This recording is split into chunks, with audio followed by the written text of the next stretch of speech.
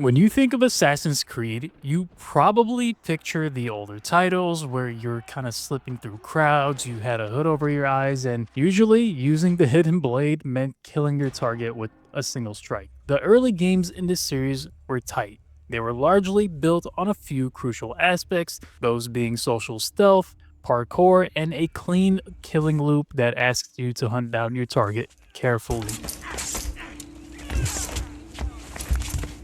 Then the series started to evolve. The introduction of naval combat in Black Flag became one of the most memorable aspects of any Assassin's Creed game. Ask the majority of gamers today, and they'll probably point to Black Flag as one of their favorites.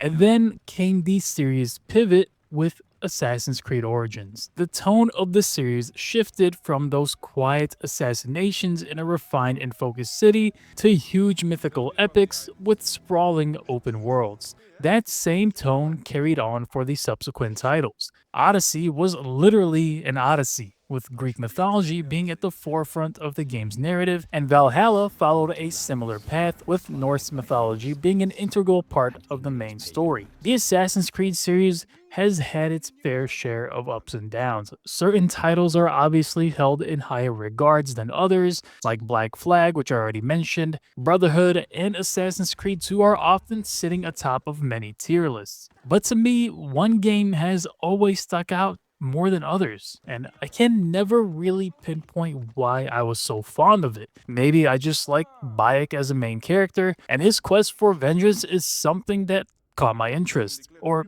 maybe Egypt just happens to be the perfect setting for an Assassin's Creed game. Either way, in this video, I plan to explore all the various moving parts of the game, so sit back and relax, or maybe just lay down and get ready to sleep. These videos do take quite a bit of time to make, so if you're interested in subscribing and supporting the channel, go ahead and do that. If you want to support a little bit more, maybe consider becoming a channel member. Now let's get into it.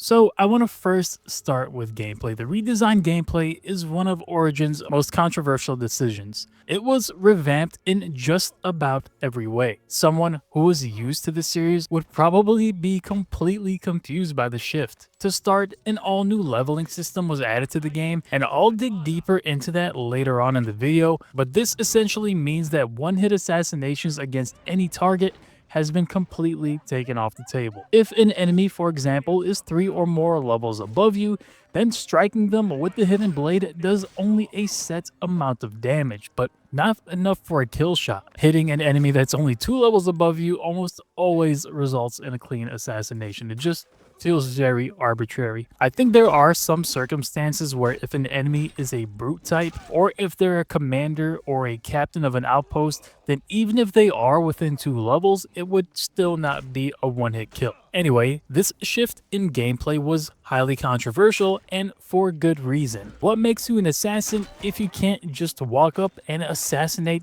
any target at any time? How can anyone possibly survive a blow to the neck with a freaking dagger? These questions and concerns were totally valid and still are, which is why the more recent Assassin's Creed games have attempted to mitigate this by adding gameplay modifiers to allow for the return of one-hit kills. This change in design for Origins did affect how I played quite substantially. See, approaching outposts and enemy encampments usually started with me scanning enemy levels to understand whether or not I can even inflict decent enough damage against an enemy, let alone assassinate them. I still played as stealthily as I could for the most part. I planned my routes carefully. I watched for guards who had a clear of sight line on me. And now it is worth mentioning that I did play on normal, and I found that to be an ample enough challenge because I was almost always under the recommended level for just about every mission I took on, but more on that later. Infiltrating and taking out enemies systematically is as fun as ever. Bayek, however, isn't an assassin by trade, and most attempts to clear out a camp unseen failed spectacularly and left me fighting off the remaining enemies with my bow and melee weapons. Now, that's not to say you can't play the game with a full stealth approach. That's not the case at all. You can very well approach the game with that mindset if you so choose to, and the game gives you plenty of tools to get it done. Now, the melee combat itself is fairly basic. It's the first title to take a more action-oriented approach, and that's very clear with how combat encounters tend to play out. You have your basic dodge mechanic where if you time it correctly, you can slow down time to get more hits in. You have your quick attacks and heavy attacks, and depending on which weapon you're using, you're either going to be swinging very quickly or super slow. This, of course, is balanced by the damage output. Those quick swings are only going to poke the enemy for a bit of damage, while the large and heavy swings with a hammer will cause big damage and stagger the enemy, but it will take some time to pull off. Now, animation wise, the game is just okay. Like, it definitely feels a bit stiff, and transitioning between hitting and dodging can definitely feel a bit off, but over time you kind of just get used to it. I only bring that up because I feel like the series has come quite far from where Origins started, and of course this is in my opinion only. See, Odyssey makes some improvements to the overall combat flow, but there's still a little bit of stiffness to it. Valhalla feels like it takes another leap forward, and Shadows seems like the culmination of a decade's worth of development, as it feels like the smoothest of all the titles by far. Of course, I didn't mention Mirage because I feel like the combat in that game is genuinely worse than Origins, but I get it, they just really want you to focus on being an assassin and return to serious roots, quote unquote. Anyway, what I liked about the combat in general is that you can change your approach on the fly. The game does have a loadout system, which I'll get into later, but you're definitely not tied down to one weapon type. There were many times during my playthrough where I would switch my approach from a fleet-footed knife-wielding style to a slower and careful approach where I timed my hits. Now, aside from the melee weapons, you also have access to ranged weaponry, namely your bow. There are different bow types in the game, and their behavior is quite different from one to another, which makes them more situational. You have the hunter bow, and as you might guess, it's really good for hunting animals, but also really good for hitting deadly headshots if, of course, the enemy is at or below your level. There are also the light bows, which have this super fast fire rate that honestly I would sometimes lose control of, and to be completely honest, I barely even use the light bows. I just didn't really find the use case for them. The Predator bow puts you in the first person perspective when you try to aim with it. It's very different, very cool. You can creep through bushes with this thing and just hit headshot after headshot from any distance if you can aim, of course. Then there are the warrior bows, which release like 5 arrows at a time, and if you fully charge this thing before letting loose, you can actually knock an enemy down. It's super useful when getting run down by a group of enemies. Honestly, using the bow ended up becoming one of my favorite parts of combat. There was just something super satisfying about aiming at an enemy's head and seeing their health bar drop to 0. Now, I think one of the biggest drawbacks to me about combat were the questionable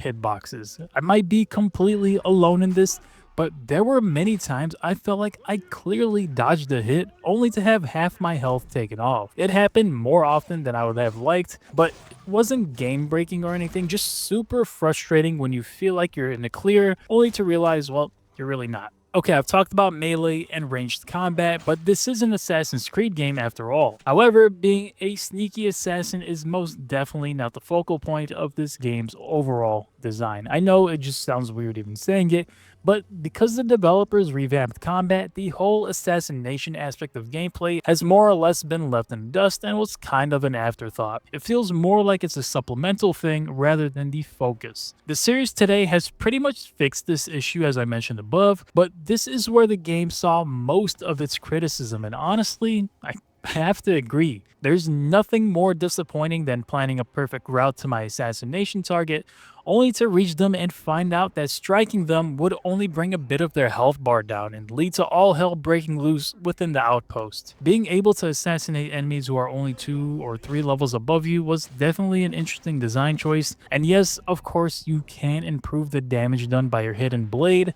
but let's be real here, that's not a great solution. What that ends up being is just another thing to grind towards, And yes, grinding is a huge part of this game. In fact, there's even an in-game loading screen tip about grinding, which I find hilarious. I guess my complaint here can be completely mitigated by a player who thoroughly clears regions prior to moving on to the next, since of course they would be a high enough level to assassinate any enemy. Personally though, I'm not that type of player. Now you also do have Senu, who plays a pretty critical role in the overall gameplay structure. Senu is often used for highlighting objectives, pinpointing where your target is. It's also really helpful for scanning enemies and identifying their levels. This usually gave me all the information I ever needed, as I could easily tell who I'd be able to assassinate and who I'd actually have to fight in order to take down. Senu can also be upgraded via the skill tree. They'll gain abilities like being able to see a path a soldier walks, or even be able to attack a target and stun them, but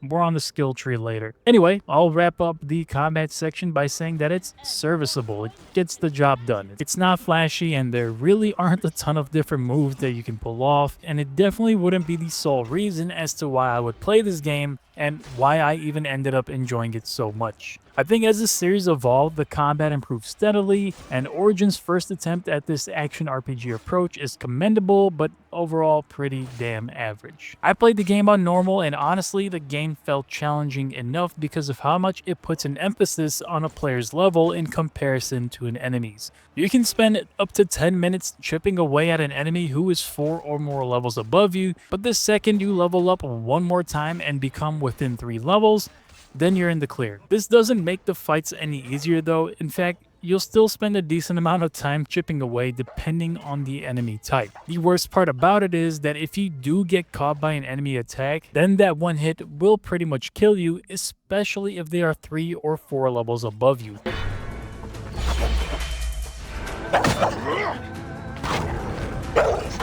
Honestly, it did get frustrating when fighting an enemy flawlessly for so long, then mistiming a single dodge and finding myself desynchronized and having to start the whole fight over again. I'll make a quick note on enemy behavior here because it ranges from being these hyper intelligent, evil visioned maniacs to someone who can't see past their nose. Most enemies will spot you pretty quickly if you're in their direct line of sight. There's a small chance to break the line of sight, but if they do see you, then it's game on. What I liked is that different enemy archetypes will approach combat based on their weaponry. For example, the archers will kind of hang back and chip at you, shield bearers will push towards you, and the heavy brutes will punish you for being a little bit too greedy with your combos. You can grab an enemy's attention by getting out of cover, then quickly back in. This normally makes it so they come investigate your last known position, and you can also whistle to attract enemies, of course a staple of the Assassin's Creed series. I think one thing I'd like to see here, and to be completely honest, I can't remember if the latest Assassin's Creed games have something like this, but having enemies who specialize in hunting someone down would be a cool touch.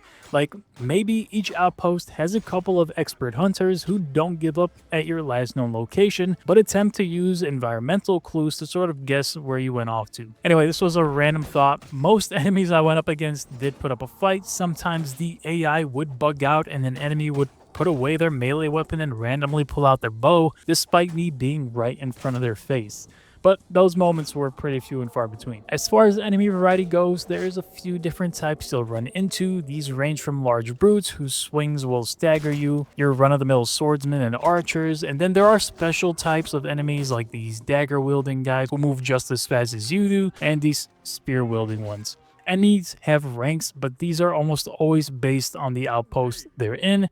The higher the rank they are, the harder they're going to be to kill, but the reward for killing them is usually a better piece of loot. I want to quickly touch on the parkour, because parkour in Assassin's Creed Origins is about as basic as it gets. Something about Bayek just doesn't feel all that smooth when moving from ledge to ledge or interacting with grabbable objects. If we compare it to something like Assassin's Creed Shadows, or even if we take a step back and compare it to some of the older games, Bayek just doesn't transition all that smoothly. There were times I found myself fighting with the parkour system because I was grabbing a ledge that I did not want to, or moving into a position that I simply did not intend to. It's serviceable, sure, and it gets the job done, so I can't really complain too much, but this portion of the game felt incredibly lacking. Given the fact that the parkour system has always been a staple of the franchise, it's weird to me that it didn't feel refined at all. Now, I will submit that the world design doesn't really lend itself to being a parkour playground to begin with. There aren't really any supremely tall buildings to scale or anything of that sort, and most temples feel like they are a few stories high. We can make the excuse for Bayek and say that, well, he wasn't really trained in the art of parkour, so of course he isn't as agile or athletic as some of the other series protagonists. Okay, so let's talk about level gating a bit more in depth.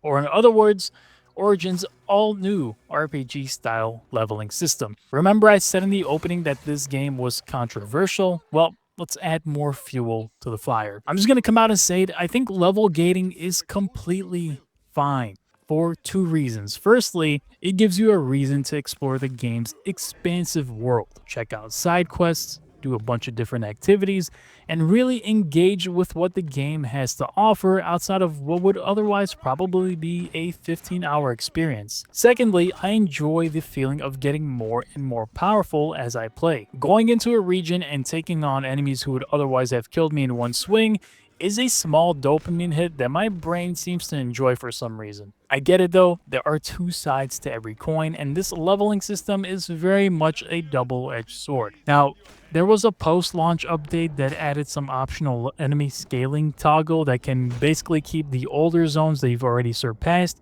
more relevant if you want to maintain some kind of challenge when you go back to those areas. Either way, I'm a big fan of that sense of progression. However, I would be lying if I didn't say that it did get tiring at times. I know I sound like I just contradicted myself, but hear me out. There was one point in my playthrough where I wanted to really focus on the main story. That's great, but the problem is that at a certain point, you hit a wall based on what level the game expects you to be for a particular mission flow. I'm only level 17, the mission suggests that I be level 23. No worries, I'll just go check the area out and see if I can handle it. Nope, everyone has a skull over their head, which means my attacks won't even tickle them, and even an arrow shot would spell the end of me. That means I have a couple of hours of grinding ahead of me. It's a bittersweet system. However, I will say that this forced me to explore the game's side quests, some of which are actually quite interesting and engaging. And by side quests, I mean these with the exclamation marks. The map is obviously flooded with question marks, and these are various activities you can do for scraps of XP, like clearing a location's objectives, hunting down animals, destroying statues, and more. As you level, the XP reward for these quicker activities scales with you, as does the reward for side quests. I do wish that in addition to scaling an enemy's level with you, there was an optional mechanic where you can also scale older side quests. For example, I was at a point in the game where I was looking for a side quest to do. Early on in my playthrough, I had skipped a good amount of them because I was so laser focused on the main campaign. However, about 20 hours later, I wanted to go back and knock out these older quests, but the issue was that the XP reward for them doesn't scale with you. It was still really small, even if you toggle on the option for enemy scaling. I really didn't want to spend 10 to 15 minutes on a side quest chain only to gain 600 XP by the end of it. That would have been a total waste of time. Either way, this whole leveling system is clearly designed to keep you on the game longer and longer, but if you don't have the time to really put in those extra hours to level up, you can go ahead and buy time savers. Yes, time savers, there's your other controversial decision. Honestly, this kind of business practice is so scummy, and I'm glad this approach has become a thing in the past. So this is me during editing, and honestly, I was terrified I accidentally purchased 50 bucks worth of Helix credits when it started loading like that. Thankfully, that wasn't the case. Either way, the game demands your time if you want to give the story a full playthrough, and unfortunately for me, I found Bayek and his mission for revenge to be something I was really interested in, so it meant spending those extra hours to make sure I was ready for the next story mission. The main downside to this leveling system, in my opinion, is that it just breaks the flow of the story. Like, I'd spend maybe 2 hours straight of going through a few story missions, only to have the next set of missions in some far-off region being far too high level for me to take on. These gaps between the missions are actually pretty jarring, but there's really no easy solution to it. I mean, I guess other than completely getting rid of the whole leveling system, but what fun would that be? This whole progression system exists in subsequent titles. Odyssey gets bigger and demands more of your time if you want to get through the main campaign, and Valhalla managed to reach a whole new level of bloat that literally made Ubisoft step back and think about how they would move forward with this series. See, I've played and completed all three titles, and I know how many hours I had to put in. Valhalla genuinely felt like it was never going to end. Origins, to me, strikes an absolute perfect balance between having a large game world but filling it with engaging activities and side quests that are very much worth doing. All this essentially adds up to a grind in Origins that really isn't so bad. Okay, let's talk about Origins loadout system. It's the first iteration of what we've seen in every Assassin's Creed game since its shift to this RPG style.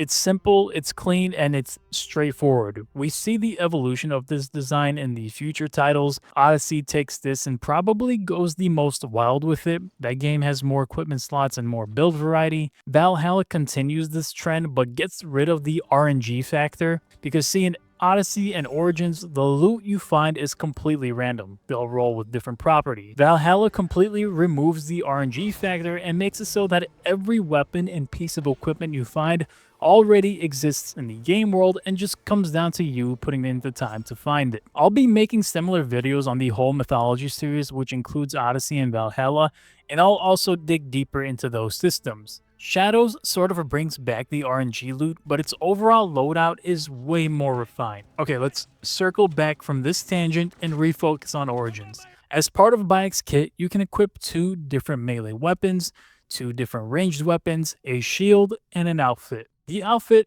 does not offer any sort of stat, it is just purely cosmetic. Judging by the number of options you have to work with, it really seems to me like Ubisoft did not want to go all out with the system. It feels like they kind of played it pretty safe by giving players only a small amount of decisions to make. I did enjoy the rarity system that exists in the game because it does add a bit of excitement when acquiring a new piece of loot. Items you pick up in this game will normally come with some trait attached to them, whether that be like melee resistance, bleeding on hit, healing on hit, and so on. The greater the rarity, the more properties a piece of item can have, with the legendary items having some unique trait that is attached to them. This is a subtle but effective way of creating some sort of build that you can hone in on. For example, some items will be really effective for a stealth approach, while others will complement a more melee playstyle. The reason I'm even focusing on this whole build and loadout system in Origins, despite it not being a very integral part of the whole game, is because of how it evolves in the other titles, so I just wanted to make this point of reference. Now, at the bottom of the screen are what I would call the core stats that are far more important than you may think, and to be honest, they were something I was ignoring till I got towards the end game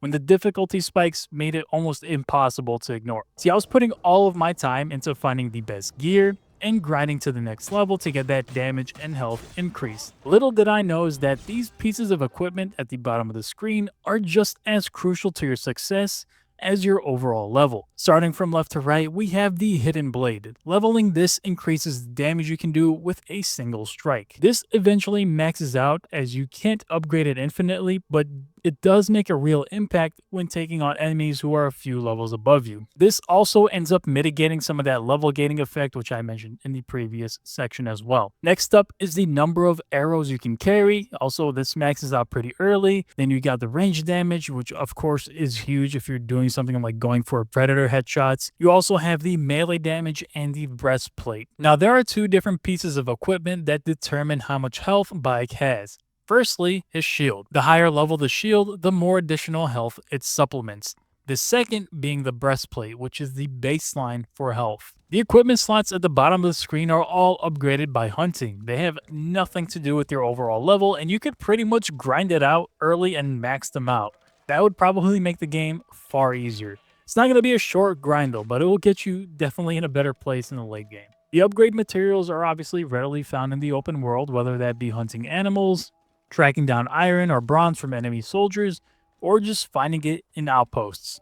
I generally didn't mind this approach to improving your loadout because it just comes down to how much tolerance you have for grinding because obviously finding hundreds of pieces of soft leather or bronze can definitely take a lot of time. However, it makes it so that every portion of this game contributes to Bayek's improvement. Essentially, this leaves me to say that there isn't a single activity you can do that doesn't give you XP or some material that will help you improve. Honestly, it ends up being good game design that keeps you engaged and on pace for your next upgrade. But if you really just want to level as fast as humanly possible, then knocking out side quests in succession would be the ideal approach. Now let's talk about the skill system, which honestly has some good, it has some bad in my opinion.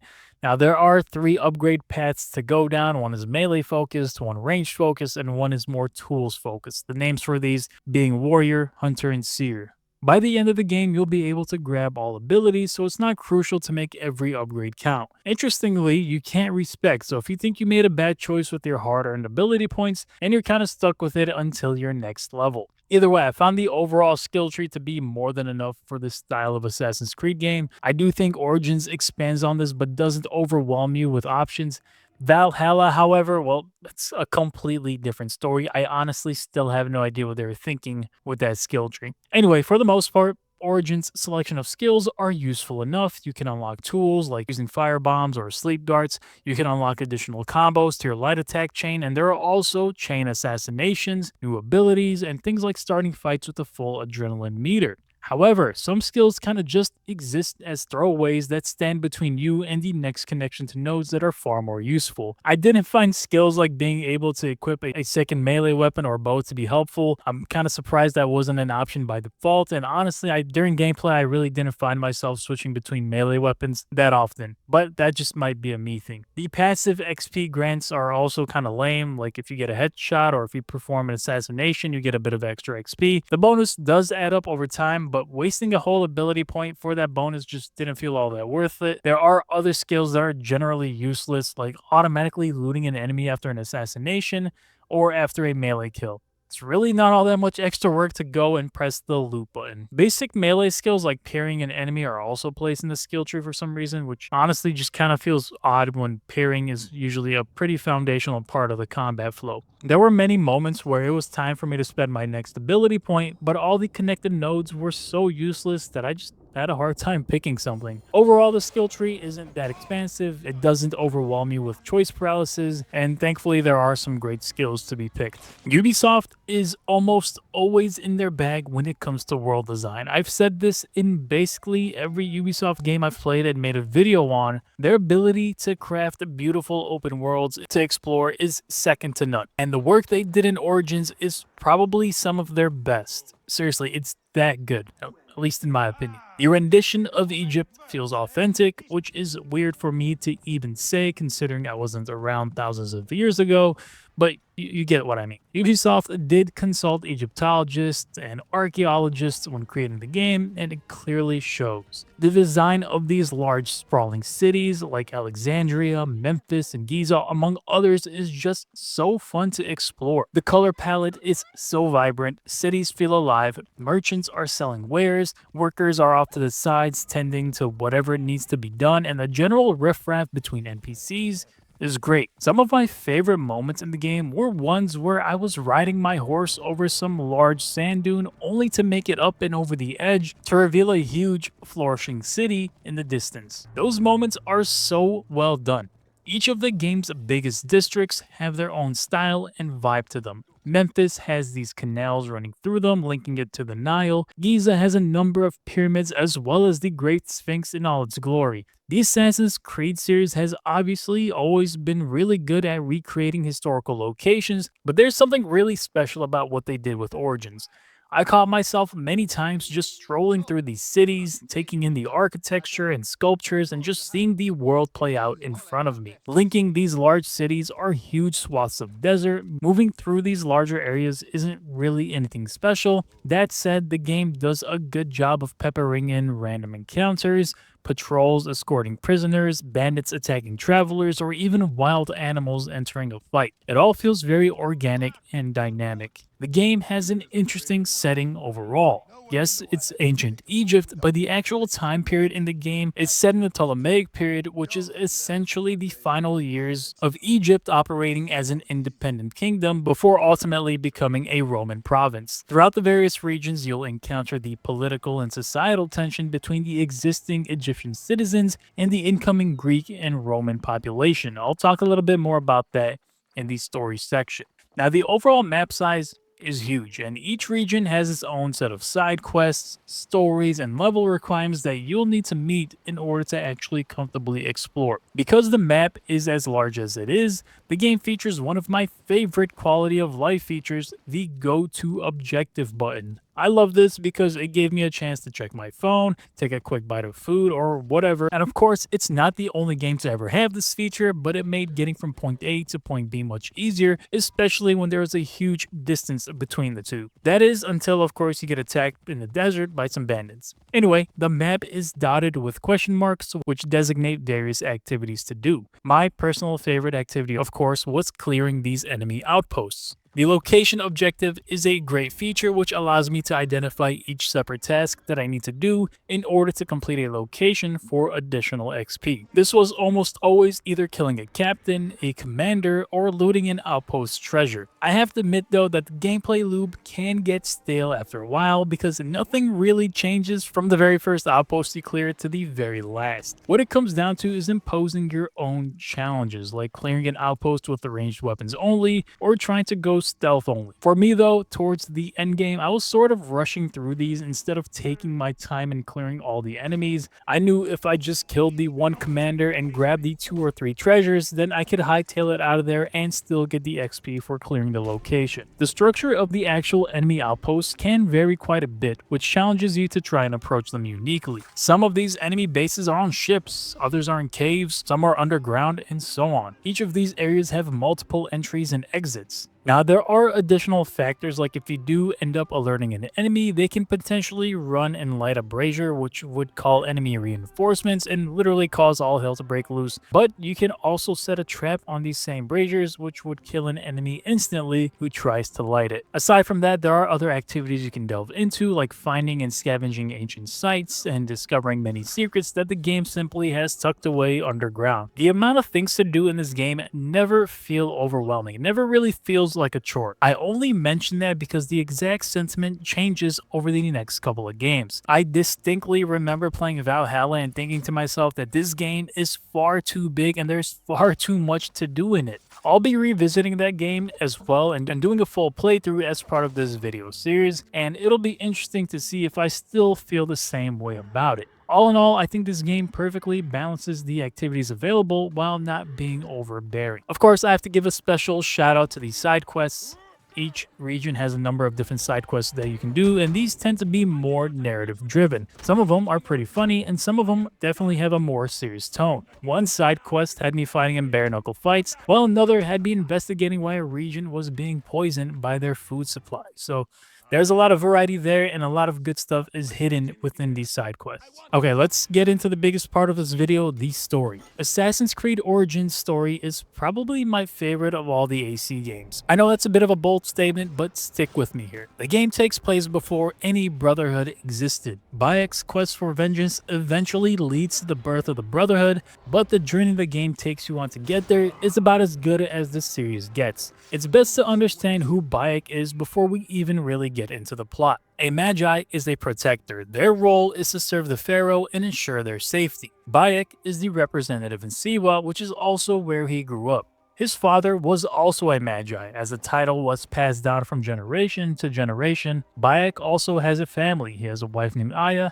and a son named Khemu, who is next in line to become the Magi of Siwa. It's worth mentioning that at this point, the Magi order is all but extinct, making Bayek one of the last of his kind. The game kicks off with Bayek attending some sort of ceremony where Ptolemy, the current Egyptian pharaoh, makes an appearance, and behind them are 2 masked men. Bayek notices the 2 strange individuals, but really has nothing to go off to confirm any sort of suspicion. We fast forward to a year later where Bayek is confronting a member of the Order, specifically the Heron. But wait a minute, what the hell is the Order? The Order of Ancients is basically a powerful secret society made up of high-ranking officials like priests, generals, nobles, and politicians. Their ultimate goal is to gain power and influence both politically and spiritually.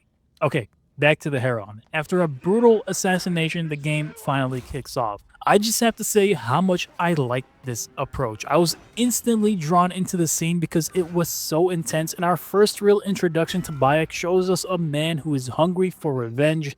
He's beaten, he's clearly not well kept, which speaks volumes for how he doesn't care for anything other than finding the masked men. At this point, however, we don't even know what Bayek's motivation is. But the game carries on anyway, and our first real task is to kill Medunamun. I probably butchered that pronunciation, but we're gonna go with it. He's a high priest in the Temple of Amun that's located right in Bayek's home region of Siwa. Medunamun is secretly a member in the Order of Ancients. Outwardly, he's a respected religious figure, but behind the scenes, he's corrupt, he's manipulative, and honestly just an all-around bad guy. Assassinating him, however, triggers a flashback, and we finally learn what fuels Bayek's thirst for revenge. During an encounter with the Order in the Temple of Amun, Bayek accidentally drives a knife through his own son's chest, killing him on the spot. This sends him into an absolute frenzy. We also learn that the Order was in Siwa searching for an artifact that is linked to the first civilization, and that Bayek may have some secret knowledge to opening the vault. We come back to a dreamlike space known as the Duat. Basically, in Egyptian mythology, this place is considered the realm between life and death. We'll encounter the Duat time and time again. This place also gives Bayek a chance to confront his target one-on-one before sending them off for good. We also get some lore dumps in these sections, and we learn more about the target's motivations, as well as the primary goal of the Order of the Ancients. May the Hidden One greet you. The Lord of the Duat awaits. The story is set up so that every region you enter will have its own narrative arc. As the story unfolds, you'll learn more about the involvement of the Order, which often unearths some sort of corruption or manipulation that is taking place. Some regions have some really intriguing stories, others are much shorter and don't veer too far off the usual corruption theme. This is a bad guy and this is what he's done, so just go kill him. Bayek wants to find the man that led to Khenou's death. Every other member of the Order that he kills is more or less collateral on its way to his ultimate target. After leaving Siwa, which served as a tutorial hub, we make our way to Yemu. This region doesn't actually have an Order member to kill, so let's fast forward to Alexandria.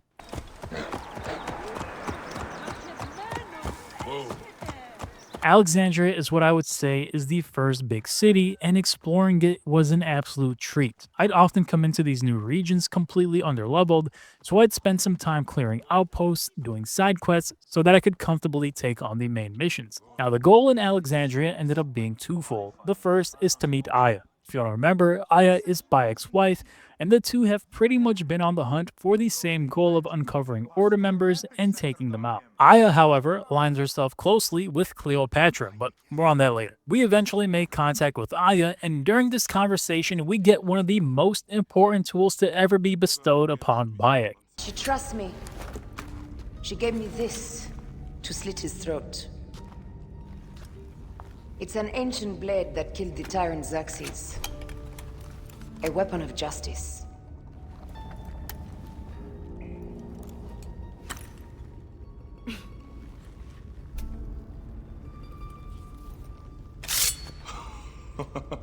Ingenious. An ancient blade that was used to kill Xerxes, a weapon of justice as they call it. Up to this point, we really couldn't assassinate anyone, we can only knock them out.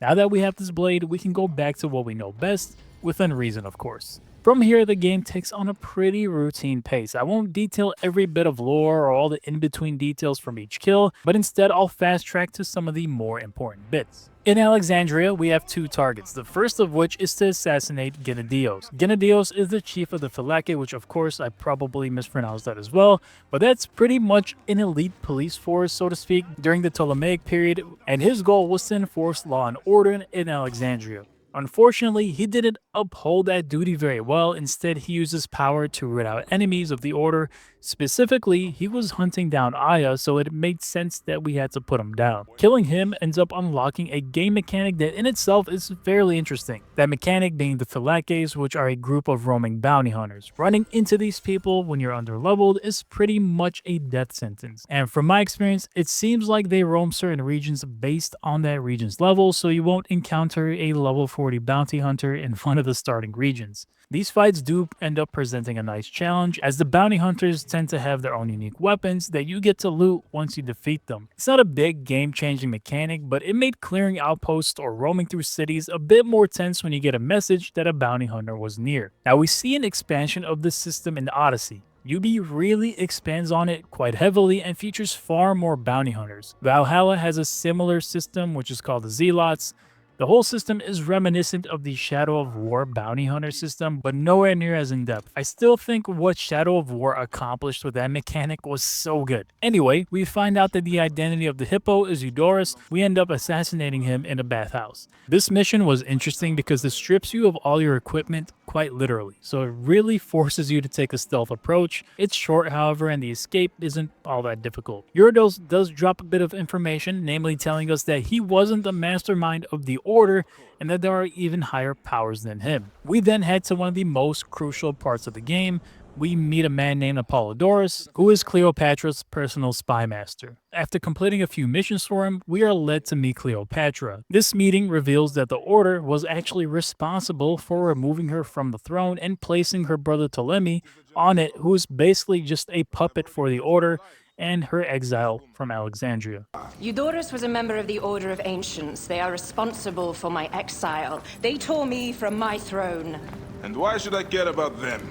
Well, the snake has many heads. Those heads make up the Order. The snake is the man who killed my son. It is not so simple. That force is one of the Order of Ancients, called the Scarab. And over here, in most sacred Giza, A shadowy figure called the Hyena controls all that occurs. All is cursed in my land. Even the sacred Apis bull himself. The one called the Lizard has worked a sort of diabolical power. The snake is the Order of Ancients. yes, Eudorus was known as the Hippo. For Siwa, now Fayum. It is the most oppressed region in all of Egypt, where the crocodile wields cruel power. We also learn that there are more members of the Order that we have to hunt down. This time around, we're not really doing it for the sake of Bayek's mission. It feels like it's more for Cleopatra's personal goal of reclaiming the throne. We get the names of the next 4 targets: the lizard, the crocodile, the hyena, and the scarab. It's worth mentioning that the level difference between these 4 quest chains is quite large, meaning there really is no way to possibly do the 4 assassinations in succession. Instead, the game asks you to clear one region, then move to another, and rinse and repeat. Honestly, it's not the worst design choice, and the additional side quests in the area can directly tie into the narrative, so it's worth spending the time to do them. Anyway, the first of these 4 mission targets takes us to Latopolis, a city that has been taken by the desert. In this area, we meet a man named Taharka. This region ended up being one of my favorites, as Taharka's goal of reestablishing the city back to his glory days is honestly presented in a hopeful way that makes you believe that he's a genuine ally. His dedication to his people makes it feel like he's also a magi. Of course, however, the facade breaks when Bayek is betrayed, he's drugged, and he's left for dead in the desert. Thankfully, we managed to escape, only to discover that Taharka himself is the Scarab. His assassination didn't go as planned, as he was a bit too high level for me to just sneak up and put him down. Die, desert doors!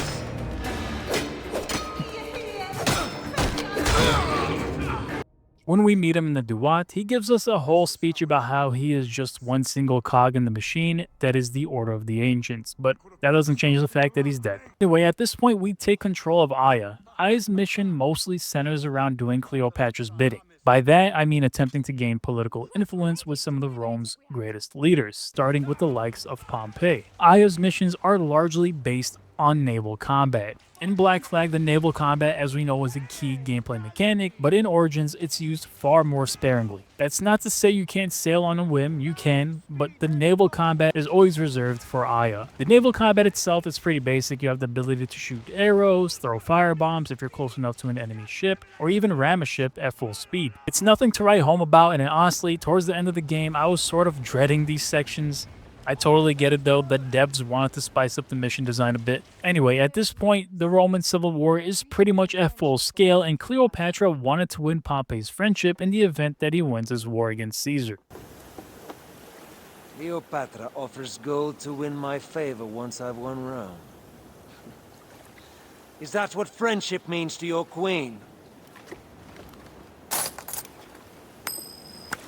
Whose face graces that coin? Do Roman women receive the same honor? An alliance with Cleopatra is a union of true power. She wants more than an ally. She seeks a king. We then go back to Bayek and we start the Hyenas arc. This particular section takes place in the deserts near Giza, which is centered on a woman named Calisette. Her crime is basically desecrating tombs for her own gain. The thing about Calisette is that she doesn't seem all that ingrained in the order the way some of these other members are.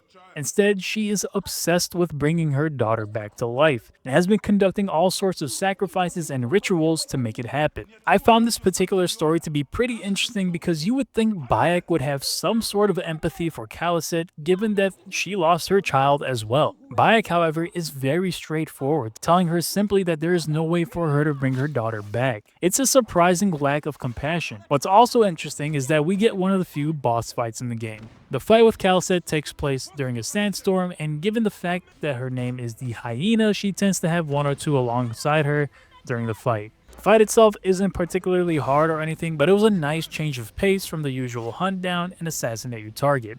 In the duat, we learn about Calisette's role a bit further. Her job was just to gather silica, which powered the Stone of Those Who Came Before, otherwise known as the First Civilization. This relates back to the game's opening, where the Order was in Siwa trying to get into the vault as it housed a key artifact. Calisette, however, only ever wanted to use the magic stone to somehow bring her daughter back, but to no avail. Just want my daughter back!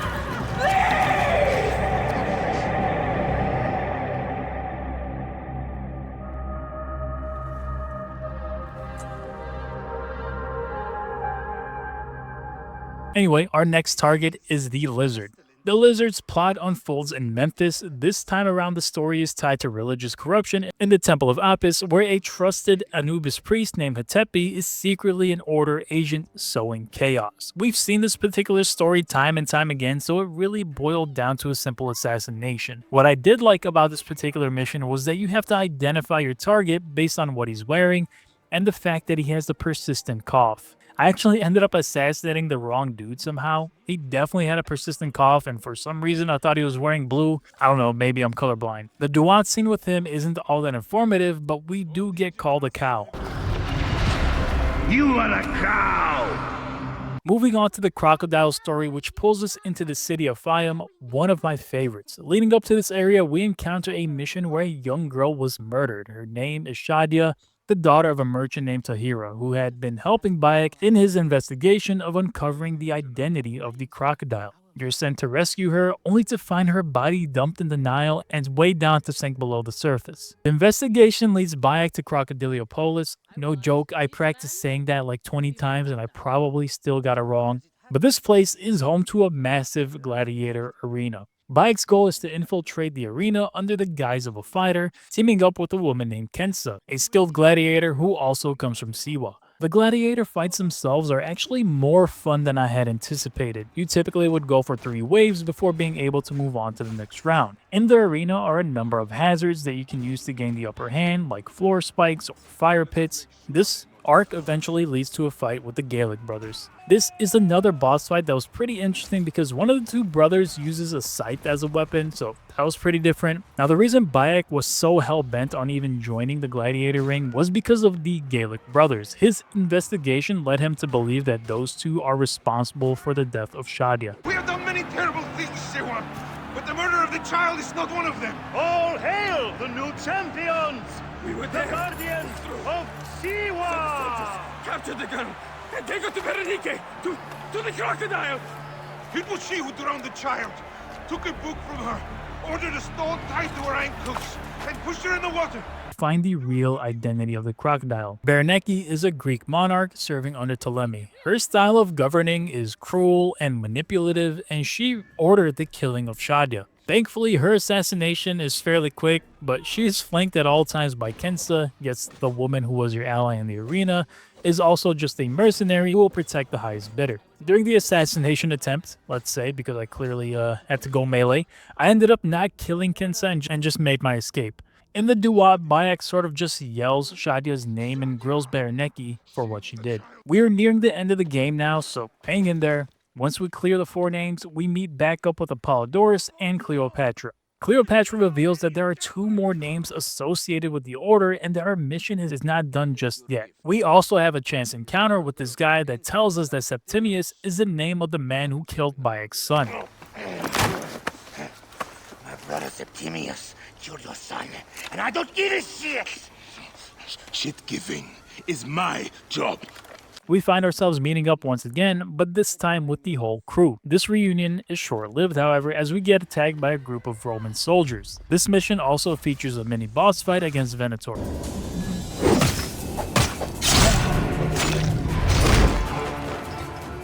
After wrapping the fight up, Cleopatra tells us it's time to actually meet Pompey. The only problem being that Pompey and his crew were attacked as they landed, so Cleopatra turns her attention to Julius Caesar. This ends up being the game's point of no return, and also it's worth mentioning that so much happens towards the back half of this game. It's a funny balance because the first 25 hours or so, things kind of slowly ramp up, but the final 4 or 3 hours, everything sort of just happens, so the pacing can feel a bit jarring. We go through another naval combat section, this time with Bayek on the ship. The enemy is Ptolemy's Royal Navy, sent to stop us from reaching Alexandria. I died a few times going up against these larger ships, but once I learned their attack patterns, it was manageable. Cleopatra, in case you didn't guess, is the cargo on the ship. She's hidden inside of a rug, and our job is to deliver her to Caesar. When we arrive, Ptolemy is already meeting with Caesar, pitching a potential alliance, and Cleopatra just comes out of the rug, confronts her brother, and offers Caesar a potential marriage.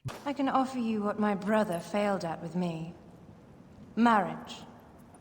A true marriage, that is. If you ally with my sister, I will kiss Roman in Alexandria. Enough of the big words, little brother. Bayek, of course, doesn't care about any of this. His focus is still on finding his child's killer, who is now known to be Septimius. Soon after this, Caesar and Cleopatra discover the tomb of Alexander the Great. Inside is a scepter, which will matter a little bit later. Word arrives that Ptolemy has launched an attack, and with Caesar leading the defense, we're sort of thrown into another action-heavy sequence, even complete with this surprise elephant chase that happened absolutely out of nowhere. 3 days later, we kind of pick up where the battle is still raging, but you can tell that Caesar's forces are clearly winning. Bayek's particular mission here is to take out Pothinus and Septimius. Pothinus goes down pretty easily on this elephant fight. Honestly, I thought this fight was going to be way harder than it was. For some reason, I was shooting arrows thinking that this was the right approach. I eventually decided to just go in for melee, and it was so much more quicker. After that, we end up fighting Septimius, and we do end up getting to the point where we got him down, we're ready to kill him, but Caesar steps in, insisting that Roman law must handle him and that Bayek must let him go. We cut to a scene where Ptolemy is trying to flee Egypt by boat, and Aya, who is aiming down sights at him, ends up putting down her bow, and it looks like Ptolemy might escape, but instead a bunch of crocodiles take him down, and he ends up being their lunch. Back with Bayek, and he gets knocked out unconscious after the fight with Septimius. We have defeated our enemies. Only I can lead Egypt into a new era of prosperity.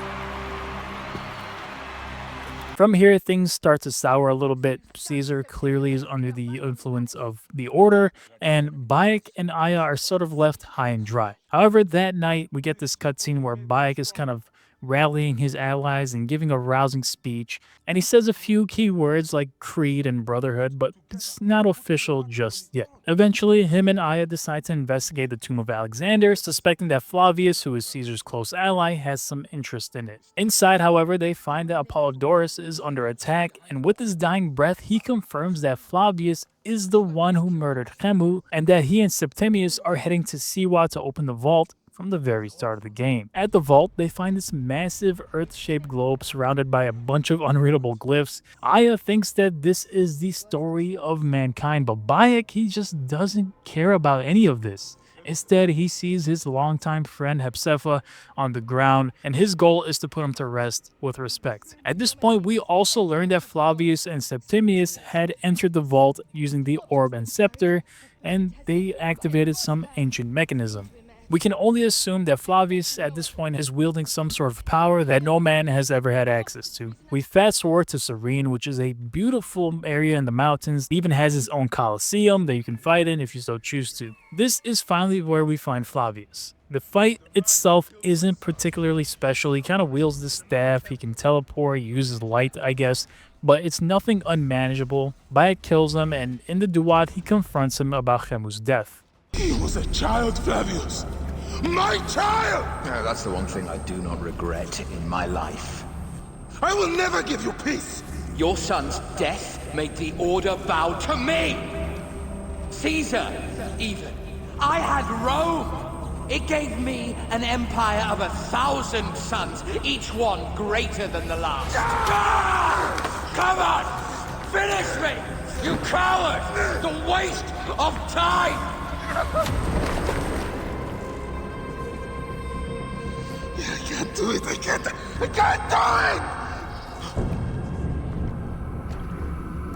it! It's alright, Papa. No. I will lose you forever. Not forever. I will be waiting for you in the field of reeds.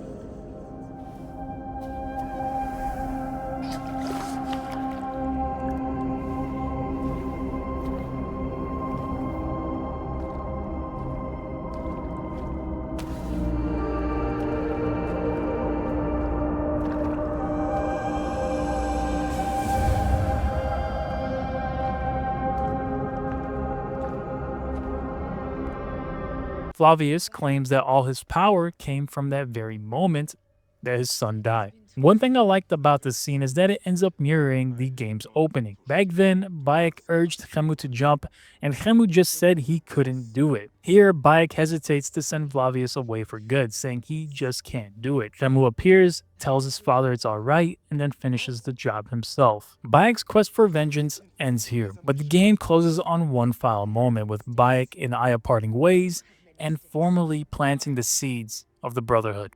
We must sacrifice our personal lives for the greater good. All this darkness was for a reason. I was wrong to be so reckless in public without killing. We must work in the shadows. Egypt has fallen. Greece also. And Rome will fall too. All will fall to the creed, yet no one will know. When we assassinate only those who deserve it.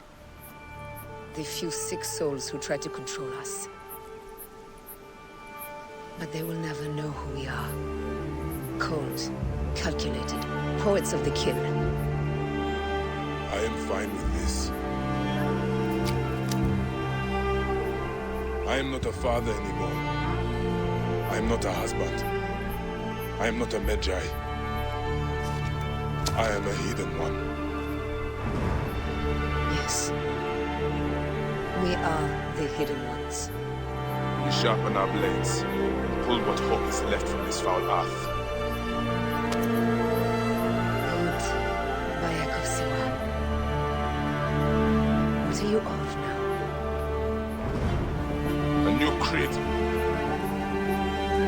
Ours is finished.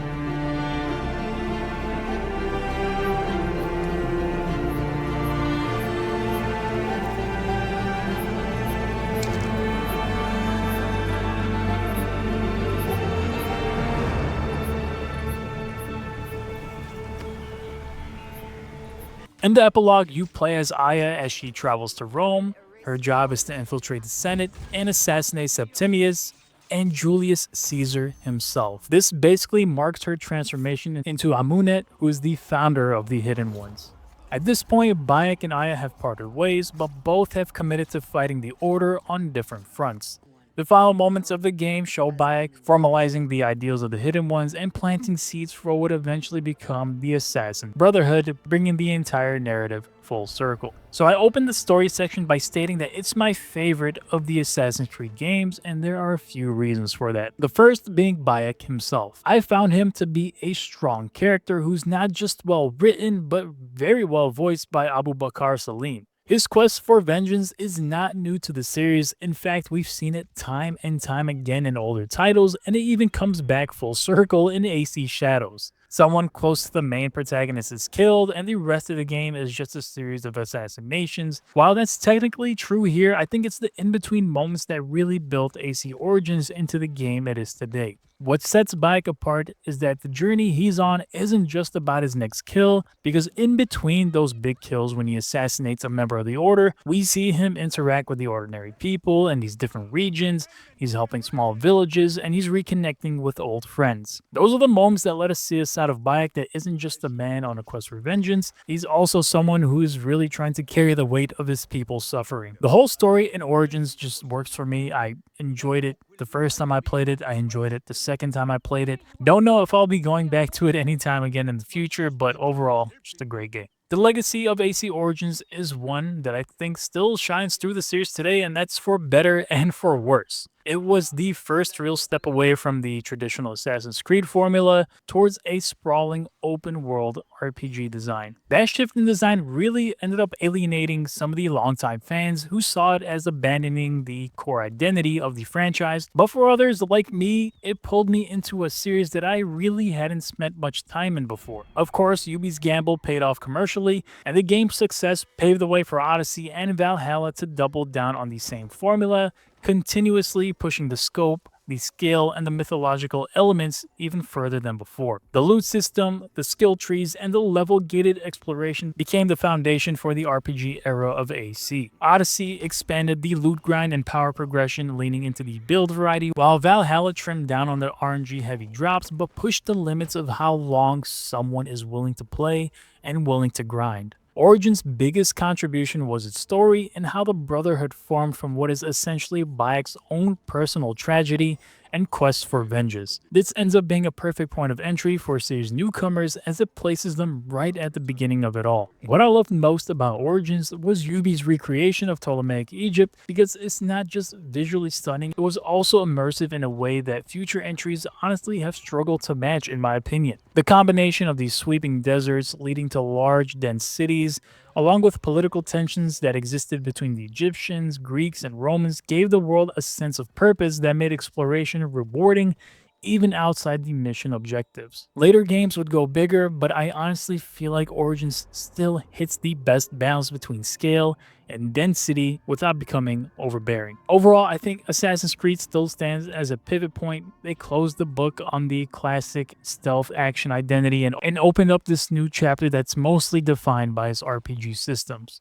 With that being said, I still love the game. I enjoyed the game as much as the first time I played it. However, I know the shift in design completely caught a lot of the early fans of the series off guard. Really interested to know what your thoughts on AC Origins are today. So that's going to wrap up this video. If you're new here, make sure to subscribe. If you liked the video, hit the like button. I will see you all in the next one.